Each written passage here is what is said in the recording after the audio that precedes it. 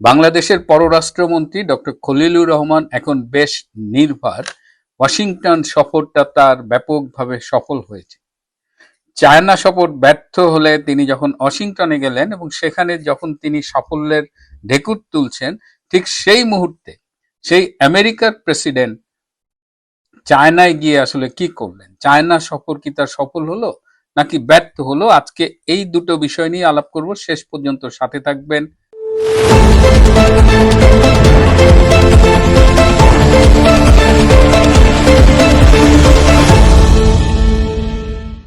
আসসালামু আলাইকুম এবং আদাব। প্রিয় বন্ধুরা, আপনাদের নিশ্চয়ই মনে আছে যে 2000 সালের মার্চ মাসে আমেরিকার প্রেসিডেন্ট বিল ক্লিন্টন একদিনের জন্য বাংলাদেশ সফরে এসেছিলেন। তখন বাংলাদেশের প্রধানমন্ত্রী ছিলেন শেখ হাসিনা এবং সেবার বিল ক্লিন্টন এসে বাংলাদেশের কাছে গ্যাস চেয়েছিলেন এবং বাংলাদেশের গ্যাস পাইপলাইনের মাধ্যমে ভারতে নিয়ে যাবে মার্কিন কোম্পানির মাধ্যমে। কিন্তু শেখ হাসিনা সেই শর্তে রাজি হননি এবং শেখ হাসিনা দাবি করেন যে তার ফলে 2001 সালের নির্বাচনে আওয়ামী লীগকে ক্ষমতার থেকে সরিয়ে দেওয়া হয় একটি পাতানো নির্বাচনের মাধ্যমে। 2000 সাল থেকেই আমেরিকার বাংলাদেশের গ্যাসের উপরে কুনজর ছিল। এইবার আমরা দেখলাম গত 14ই মে বাংলাদেশের পররাষ্ট্রমন্ত্রী ডক্টর খলিলুর রহমান জ্বালানি সচিবের সাথে, জ্বালানি সেক্রেটারির সাথে একটি এমওইউ স্বাক্ষর করেছেন এবং এই এমওইউ স্বাক্ষরের মধ্য দিয়ে বাংলাদেশের জ্বালানি সরবরাহ এখন মার্কিন প্রতিষ্ঠান শেভরন এবং এক্সেলারেট এনার্জির নিয়ন্ত্রণে চলে গেল বলে ধারণা করা হচ্ছে।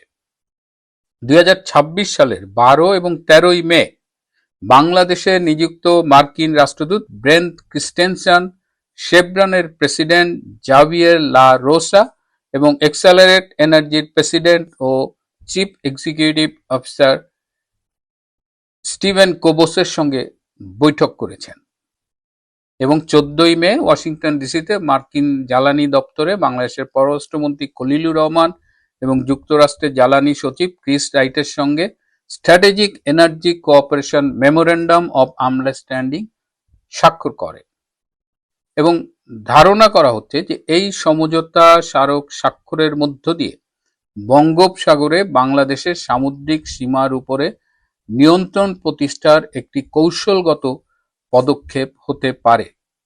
ডক্টর খলিলুর রহমান বেসিক্যালি আমেরিকার থেকে বাংলাদেশে ইমপ্লান্ট করা হয়েছিল। ইউনূসের সরকারে তিনি ছিলেন, সেখান থেকে তারেক রহমানের সরকারে তিনি এসেছেন, অথচ তিনি কখনো বিএনপি করেনি। ওই যে 2000 সালে যে কুনজর পড়েছিল সেটি বাস্তবায়িত হলো গত 14ই মে এবং এই বাস্তবায়নের অ্যাসাইনমেন্ট নিয়ে বাংলাদেশে এসেছিলেন ডক্টর খলিলুর রহমান এবং তিনি মনে করেন যে তার বাংলাদেশে মার্কিন যে অ্যাসাইনমেন্ট ছিল সেটি তিনি সাফল্যের সাথে শেষ করেছেন। এই যে একটা এমওইউ স্বাক্ষরিত হলো, বাংলাদেশের জ্বালানি মন্ত্রণালয় বা পেট্রো বাংলা এরা কিন্তু কেউ তেমন কিছু জানে না। এমনকি এ ধরনের এমওইউ স্বাক্ষরিত হবার আগে যে আইন মন্ত্রণালয়ের একটা মতামত নেওয়া হয়, তারা এই এমওইউ ড্রাফট পড়ে দেখে, সেগুলো কিচ্ছু করা হয়নি। Just mister doctor Khalil wanted it and he did it with USA. এবং বর্তমান বিএনপি সরকার বলেন, বিরোধী দল জামাত বলেন, এনসিপি বলেন, সবাই কিন্তু মুখে তালা দিয়ে বসে আছে। অথচ আমেরিকা যা ইচ্ছা তাই করতে পারে, এটা নিয়ে তাদের কোনো মাথা ব্যথা নেই। এই যে চরমভাবে দাসত্ব, এই যে দুটো মার্কিন কোম্পানির হাতে আমাদের মূলত গ্যাস সরবরাহ তুলে দেওয়া হলো, এখানেই শেষ না। এরপরে তারা বাংলাদেশে কোনো এক সময় মার্কিন নৌঘাঁটি এবং বিমান ঘাঁটি করারও প্ল্যান করছে এবং আপনারা যদি দেখেন যে চট্টগ্রাম বন্দরে মার্কিন যুদ্ধ জাহাজ ভিড়ছে, তাহলে অবাক হবেন না এবং ধারণা করা হচ্ছে এটা হয়তো 1 বছরের মধ্যেই হবে। কক্সবাজার বিমানবন্দর, চট্টগ্রাম বিমানবন্দর দুটোকেই তারা ব্যবহার করতে চায়। কক্সবাজার বিমানবন্দরের পাশে একটা 5 কিলোমিটারের একটা জায়গা আছে, যেখানে সরকারি কর্মচারীদের জন্য আবাসন প্রকল্প গড়ে তুলেছিলেন শেখ হাসিনা সরকার। সেটার উপরে আমেরিকার একটা নজর আছে। আমেরিকা যদি চট্টগ্রাম কক্সবাজার এই অঞ্চলে ঘাঁটি করতে পারে, তাহলে তারা সমুদ্র পথে একটা ব্যাপক সুবিধা পাবে। বঙ্গোপসাগরের উপরে তাদের একটা নিয়ন্ত্রণ প্রতিষ্ঠা করার একটা সুযোগ তৈরি হবে এবং সেটা তারা করবে বলেই এখন পর্যন্ত মনে হচ্ছে। এবং শুধুমাত্র ক্ষমতায় থাকার শর্তে, ক্ষমতায় থাকার লোভে তারেক রহমান এবং এই জামাত সবাই মিলে বাংলাদেশকে আমেরিকার হাতে তুলে দিয়েছে। এবং এই যে তুলে দেওয়া, এর বিনিময়ে বাংলাদেশের কিন্তু কোনো কিছু পাওয়া নেই। সার্বভৌমত্ব, স্বাধীনতা বিসর্জন দেওয়াই একমাত্র নয়, বাংলাদেশে আমেরিকার কেবল শুধু নেওয়ার প্রকল্প আছে। আমেরিকা বাংলাদেশকে কিছু দিয়েছে বলে, দেবে বলে এখন পর্যন্ত সেরকম কোনো লক্ষণ দেখা যাচ্ছে না। আর নিজের দেশের সার্বভৌমত্ব বিকিয়ে দিয়ে, নিজের দেশের স্বাধীনতাকে অন্যের হাতে তুলে দিয়ে, অন্যের সাথে দাসত্ব চুক্তি স্বাক্ষর করে কিছু পাওয়া না পাওয়ার প্রশ্ন তো আসেই না। তো এই যখন ডক্টর খলিলের সাফল্য আমেরিকার দালাল হিসেবে বাংলাদেশের হো মা সারা করে দিয়েছেন সাফল্যের সাথে, ঠিক তখনই আমরা দেখতে পাচ্ছি এই যে ট্রাম্প আমেরিকায় এলেন তার দলবল নিয়ে, কি পেলেন তিনি?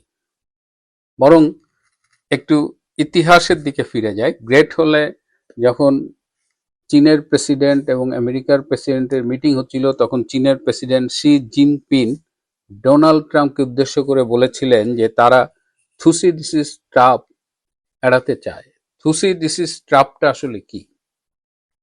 2400 বছর আগে গ্রিক ইতিহাসবিদ এই থুসিডিসিস এই ট্রাপের কথা বলেছিলেন। এটা একটা ফাঁদ। যখনই একটা প্রতিষ্ঠিত পরাশক্তি, সুপার পাওয়ার, দেখে যে আরেকটা রাইজিং পাওয়ার ওই সুপার পাওয়ারের প্রতি থ্রেট হয়ে উঠছে, তখন ওই সুপার পাওয়ার একটা যুদ্ধ শুরু করে দেয় যাতে রাইজিং পাওয়ারটা তার কাছাকাছি না আসতে পারে।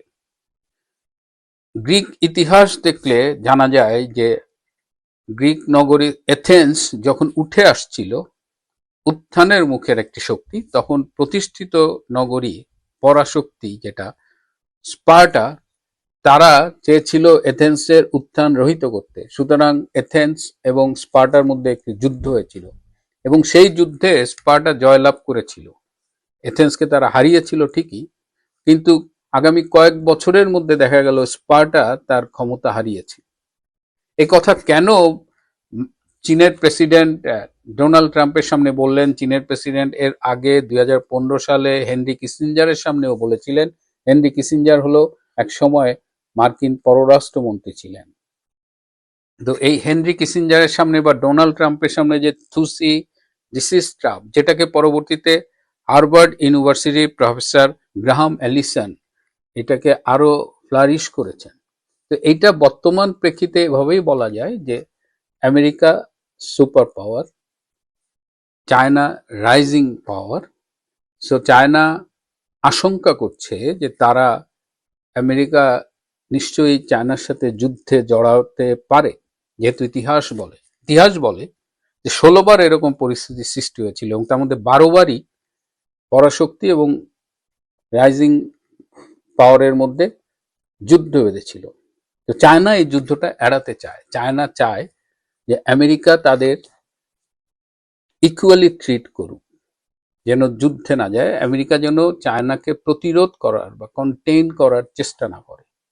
কিছু স্পর্শকাতর ইস্যু রয়েছে, যেমন তাইওয়ান ইস্যুতে আমেরিকার অবস্থানটাকে চায়না কখনোই ভালো চোখে দেখে না। ট্রাম্প এবার একটা বুদ্ধি নিয়ে গিয়েছিল। এই আমেরিকান কোম্পানি এনভিডিয়ার নাম আপনারা শুনেছেন। এনভিডিয়া চিপ বিক্রি করে, চিপ বানায়। এই চিপ হলো যে কম্পিউটারের সিপিইউ, তারপরে আর্টিফিশিয়াল ইন্টেলিজেন্স, এগুলোর জন্য প্রয়োজন হয়। তো এই এনভিডিয়া H200 চিপ তৈরি করেছে, খুবই শক্তিশালী। তো ট্রাম্প বলেছিল যে চীনের 10টা কোম্পানিকে এনভিডিয়া 75,000 পিস করে চিপ বিক্রি করবে এবং এর ফলে ট্রাম্প সরকার বা আমেরিকার সরকার এনভিডিয়ার যে লাভটা হবে তার 25% নিবে। কিন্তু চায়না বলেছে যে না, আমরা তোমাদের কাছ থেকে চিপ কিনবো না। কারণ চায়না মনে করে যে আজকে ফুসলায় চিপ ধরায় দিল এবং এই চিপ ধরানোর মধ্য দিয়ে চাইনিজ প্রযুক্তির উপরে একটা কন্ট্রোল নিয়ে নিল আমেরিকান কোম্পানি, এবং আবার ট্রাম্প একটা ফাইজলামি শুরু করে দিল। আবার একটা সময় ছিল যখন এই আমেরিকান চিপসের 90%-এর বেশি চায়না কিনতো, কিন্তু এই ট্রাম্পের এই এই ট্যারিফের ফাইজলামি শুরু করার ফলে আজকে এর ধমক দেয়, কালকে অমরের ধমক দেয়, কালকে চায়নার সাথে ব্যবসা বন্ধ করে। চায়না কি করছে, নিজেরাই চিপস বানানো শুরু করছে, এবং সেই যে 90% চিপস কিন্তু আমেরিকার থেকে, চায়না কিন্তু এখন জিরো চিপস কেনেই না বলতে গেলে। অর্থাৎ চায়না চিপস উৎপাদনে স্বয়ংসম্পূর্ণ হয়ে গেছে। এবং এই যে ট্রাম্প এই সফরে চেয়েছিল চায়নাকে এই চিপস বিক্রি করে একটা ফাঁদে ফেলাইতে, সেটাতেও ট্রাম্প ব্যর্থ হয়েছে। এবং ট্রাম্পের যারা সফর সঙ্গী ছিল তারাও বলেছে, ট্রাম্প নিজেও স্বীকার করেছে যে চীন এবার আমাদের কাছ থেকে চিপ কিনতে অস্বীকৃতি জানিয়েছে। কূটনীতি চমৎকার। এবং চায়নার যে অবস্থান, চায়না যুদ্ধ এড়াতে চায়, চায়না আরো গ্রো করতেছে, কিন্তু আমেরিকা, সে সুপার পাওয়ার হলেও তার কিন্তু পায়ের নিচের মাটি কম্পমান। এবং সেই যে ইতিহাসের কথা বললাম যে স্পার্টা এথেন্সকে হারিয়েছিল ঠিকই, কিন্তু স্পার্টার শ্রেষ্ঠত্ব আর বেশি দিন থাকেনি। সো এই ইরান যুদ্ধের মধ্য দিয়ে আমেরিকার পতন কিংবা পিছু হটা শুরু হলো কিনা সেটা আগামীতে সময় বলে দেবে। প্রিয় বন্ধুরা, আজ এ পর্যন্তই। ভালো থাকবেন, সুস্থ থাকবেন, তার চেয়েও জরুরি হলো নিরাপদে থাকবেন। সবাইকে অনেক ধন্যবাদ।